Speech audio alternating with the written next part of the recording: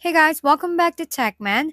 Today, let me show you how to use promo codes in Raid Shadow Legends mobile. To redeem promo codes, start on your main screen and tap the menu button. 3 bars on the left, you should see a promo codes option. Tap it, enter your code, and press confirm. If the code is valid and active, the rewards will appear in your account. If you don't see the promo code option, common on iOS, you can redeem codes via a browser.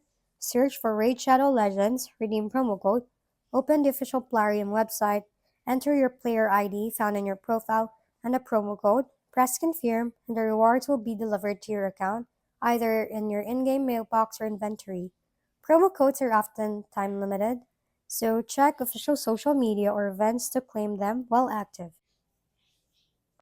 If we've been helpful, kindly give us a thumbs up and don't forget to hit the subscribe and bell button for more contents.